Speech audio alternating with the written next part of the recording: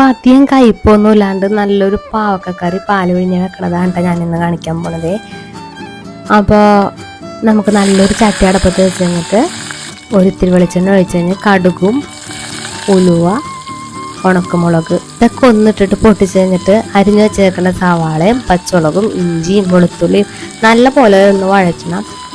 ഒന്ന് ഗോൾഡൻ നിറം ആവണതിന് മുന്നേ ഒന്ന് വാടി തുടങ്ങി ഒരു ടൈം ആവുമ്പോഴേക്കും നമ്മൾക്ക് പൊടികളായ മഞ്ഞൾപ്പൊടി, മുളകുപൊടി, മല്ലിപ്പൊടി കുറച്ച് അധികം ചേർക്കണം കേട്ടോ. ഈ മല്ലിപ്പൊടിയും കൂടി ചേർത്ത് കഴിഞ്ഞിട്ട് ഉപ്പും ചേർത്തിട്ട് നല്ലപോലെ ഒന്ന് പച്ചമണം മാറണം വരെ ഒന്ന് വഴറ്റണം.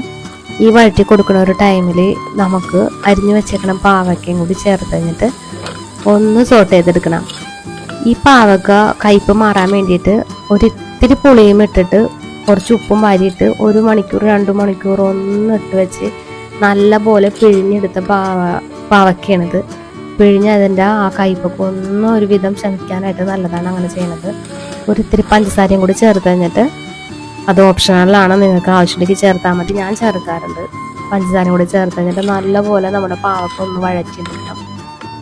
ഈ ഒരു ടൈമിൽ തന്നെ നമ്മുടെ ഏകദേശം പാവക്കട കയ്പും കാര്യങ്ങളൊക്കെ പോയിട്ടുണ്ടാവും. അതിനുശേഷം ഒന്ന് വാടി തുടങ്ങി കഴിയുന്ന ടൈം ആകുമ്പോഴേക്കും നമുക്ക് 2ാം പാൽ ചേർത്തിട്ട് നല്ലപോലെ ഒന്ന് ഈ 2ാം പാലിൽ കിടന്ന് പാവക്ക വേകണം.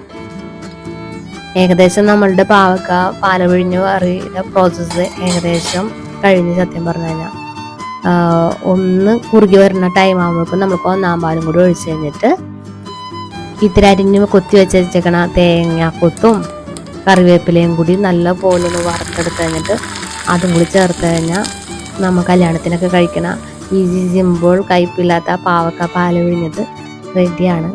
അപ്പം ഈ ഒരു രീതിയിലൊന്നും ചെയ്ത് നോക്ക്, കയ്പൊന്നും ഒട്ടും ഉണ്ടാവില്ല.